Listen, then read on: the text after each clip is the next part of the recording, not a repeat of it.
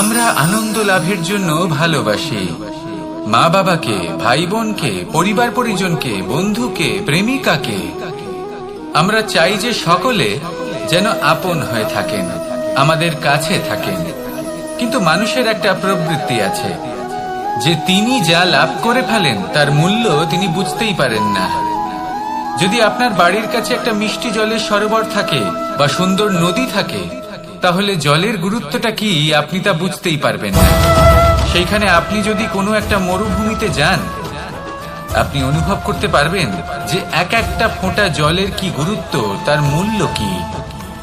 সুখের মুহূর্তে যদি আপনজনদের মনে রাখেন, তবে দুঃখের মুহূর্ত নিজে থেকেই দূরে সরে যাবে। ভালোবাসা এবং তার সাথে স্মরণ করা, এটাই তো হলো জীবনের এবং ভালোবাসার আসল মূল্য। আসুন আর আমার সাথে ভালোবেসে বলুন, রাধা রাধা।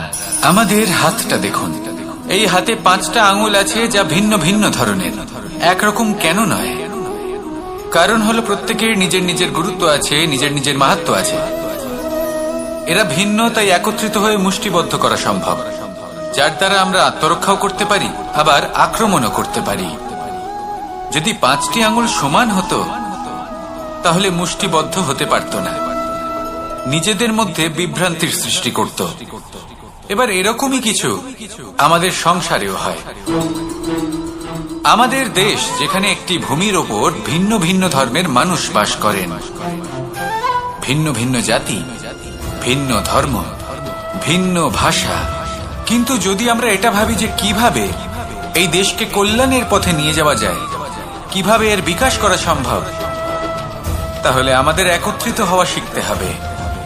যেইভাবে 5টা আঙুল একত্রিত হয়, মুষ্টিবদ্ধ হয়, সেইভাবেই আপনার যে ভাষাই হোক, যে ধর্মই হোক, যে জাতি হোক না কেন, ঠিক আছে, আবশ্যক হলো আপনার নিজের কর্মভূমির সাথে, আপনার ধরিত্রীর সাথে যুক্ত থাকা, সাথে থাকা।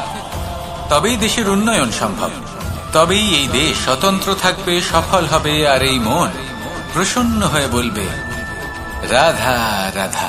খেলা খেলতে কে না ভালোবাসেন? আমরা প্রত্যেকেই যখন সময় পাই, সুযোগ পাই, তখনই আমরা কোনো খেলা খেলি। খেলার সময় 2 ধরনের মানুষ ওখানে থাকেন, 1 যারা অংশগ্রহণ করেন, আর 2 যারা দেখতে থাকেন, যারা দর্শক হয়ে দেখেন, যারা নিজের পক্ষের বিজয়ের ফলে উচ্ছ্বসিত হয়ে থাকেন, পরাজয়ের ফলে শোক পালন করেন, পরামর্শ দিয়ে থাকেন। আর বিজয়ী কে হন? বিজয়ী তিনি হন যিনি অংশগ্রহণ করেন। নির্বাচনে আপনাকে করতে হবে, আপনি কি করতে চান? আপনি কি খেলোয়াড় হতে চান, নাকি আপনি দর্শক হতে চান?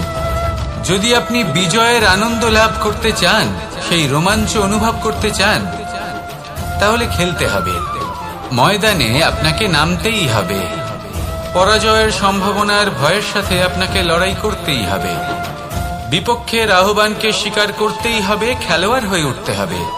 তবেই এই বিজয়ের সম্ভাবনা থাকবে।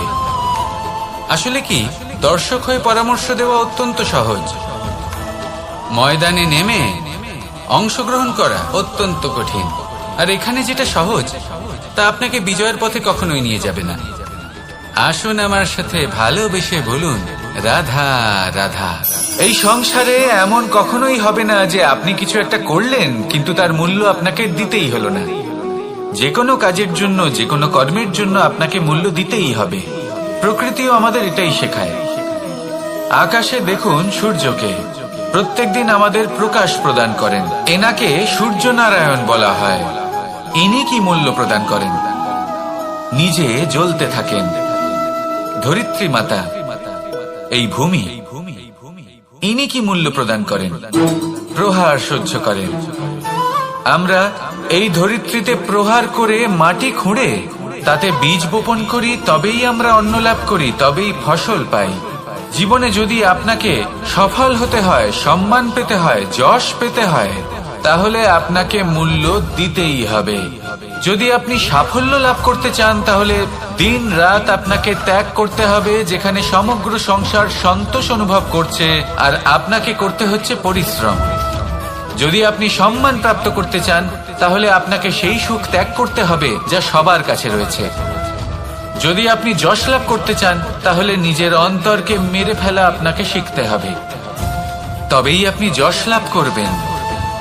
জীবনে শুধুমাত্র ধন মূল্যবান নয়, কিন্তু এই যে মূল্যের কথা আমি বলছি সেটা যদি আপনি দিতে পারেন তাহলে নিশ্চিত রূপে এটা আপনাকে আরো মূল্যবান করে তুলবে, নিশ্চিত রূপে গড়ে তুলবে। তাহলে এটাই করুন আর আমার সাথে ভালোবেসে বলুন, রাধা রাধা। মানুষের শরীর থেকে যা কিছু নির্গত হয় সবই পচনশীল, তা থেকে দুর্গন্ধ বেরোয়, একটা ঘৃণাবোধ জন্ম নেয়।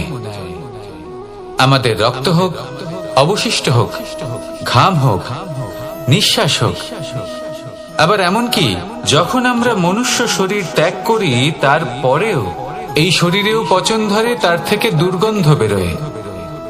কিন্তু বিষয়টা হলো এটা আমাদের হাতেই নেই। তাহলে আমাদের হাতে কি রয়েছে? আমাদের কর্ম, আমাদের উদ্দেশ্য আর আমাদের বাণী। যদি এইগুলো শুভ রাখেন তাহলে শুধু নিজে সুগন্ধিত থাকবেন না, এই সমগ্র সংসারকে সুগন্ধিত করে তুলবেন। কথায় আছে যে বাণীর থেকে অধিক মূল্যবান আর কিছুই নেই। সেই জন্য যে কোনো কথা বলার আগে নিজের শব্দকে নিজের মনের তুলাদণ্ডে মেপে দেখুন, তারপরে তার প্রয়োগ করুন। কখনো কখনো এমনও হতে পারে যে আপনার কথা কারোর জীবনে আশীর্বাদ হয়ে দাঁড়ালো, যার দ্বারা হয়তো সে শক্তি এবং প্রসন্নতা লাভ করলো। আবার এমনও হতে পারে যে আপনার কথা হয়তো কারোর মনে এমন আঘাত দিল, সে সেই আঘাত কোনোদিনও ভুলতে পারল না। আসুন আমার সাথে ভালোবেসে বলুন, রাধা রাধা। যদি আমি স্থির করি, যদি নিশ্চিত করি একটা মূর্তি গড়ে তুলব, আর কিছুক্ষণ সেই কাজটা করে আবার কিছুক্ষণ পরে বন্ধ করে দিই, আবার কিছুক্ষণের জন্য কাজটা করে আবার সেই কাজ বন্ধ করে দিই, আবার কিছুক্ষণের জন্য কাজটা করে বলি ক্লান্ত লাগছে, কিছুক্ষণের জন্য বিশ্রাম নিয়ে নিই, যদি এইভাবে আমি কাজটা করি তাহলে কি এই কাজ উচিত সময় এবং উচিত ভাবে সম্পন্ন হবে? কখনোই নয়। শুধু তাই নয়, যে কোনো কাজ যদি পূর্ণ করতে হয়, উচিত ভাবে করতে হয়, উচিত সময়ের মধ্যে করতে হয়, তাহলে প্রয়োজন সততার এবং অখণ্ড প্রচেষ্টা। সততা ছাড়া আপনি যে কাজই করুন না কেন, উচিত সময় তা সম্পূর্ণ হবে না, আর মনোবাঞ্ছিত ফল আপনি কখনোই পাবেন না। তাই যে কাজই আরম্ভ করুন না কেন সততার সাথে এবং অখণ্ড প্রচেষ্টার সাথে করুন, তখনই কর্ম এবং তখনই এই জীবন সফল হবে এবং এই মন প্রসন্ন হয়ে বলবে, রাধা রাধা। কেউ আমাকে মাখন চোর বলেন, কেউ বা আমাকে মুরলী মনোহর বলেন, কেউ আমাকে যুদ্ধ বিমুখ বলেন, কেউ বা আমাকে সুদর্শনধারী বলেন, কিন্তু আমি আসলে কে? আসুন আজ আমি আপনাকে আমার আসল পরিচয় জানাবো। বাড়িতে সুস্বাদু মাখন থাকা সত্ত্বেও গোপীদের কাছে সুমধুর ভালোবাসাপূর্ণ বকুনি খাওয়া যে ভালোবাসে, সেই হলো কৃষ্ণ। আঙুলে সুদর্শন চক্র থাকা সত্ত্বেও যে রথের লাগাম ধরে থাকবে সেই সিদ্ধান্ত নিয়েছে, সেই হলো কৃষ্ণ। দ্বারকার মতো অনন্য রাজমহল থাকা সত্ত্বেও সুদামার মতো সখা যার অত্যন্ত প্রিয়, সেই হলো কৃষ্ণ। যদি আপনার মনে প্রেম থাকে, আপনি প্রেম বিতরণ করেন, সবাইকে ভালোবাসেন এবং ভালোবাসা রক্ষার খাতিরে শস্ত্র হাতে নিতেও আপনি সক্ষম থাকেন, তাহলে আপনি হলেন কৃষ্ণ। আসুন আমার সাথে ভালোবেসে বলুন, রাধা রাধা। ব্যায়াম, এই শব্দ আমরা সকলে শুনেছি, আর এটা সারা জীবন আমাদের সাথেই থাকে কোনো না কোনো রূপে। যখন আমরা জন্মগ্রহণ করি, চলতে শিখি, প্রথমে আমরা হামাগুড়ি দিয়ে চলি, পরে চলতে চেষ্টা করি কিন্তু পড়ে যাই। তখন আমাদের বাড়ির গুরুজনেরা আমাদের আটকান না, ওনারা মনে করেন এইভাবেই আমাদের সন্তান চলতে শিখবে, এইভাবেই তার পা আরো মজবুত হবে, যা অত্যন্ত গুরুত্বপূর্ণ। এইবার জীবনকালে যতই আমরা এগোতে থাকি, এই ব্যায়াম বিভিন্ন রূপে আমাদের সাথেই থাকে। কিন্তু আপনি কি জানেন যে এই ব্যায়ামের তাৎপর্য আসলে কি? আপনি কি জানেন এই ব্যায়ামের মর্ম আসলে কি? যখনই আমরা এই ব্যায়াম করি, আমাদের শরীরের মাংসপেশি ক্ষয় হয়। প্রথমে তা ক্ষয় হয় তারপর আবার তা নির্মিত হয়। আরো শ্রেষ্ঠ, আরো শক্তিশালী মাংসপেশি আমরা লাভ করি।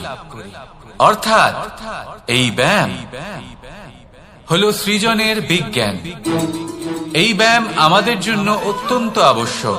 সেই জন্য জীবনে যখনই কোনো কিছু নষ্ট হয়ে যায়, চলে যায়, তখন হতাশ হয়ে পড়বেন না, তাকে পুনর্নির্মাণ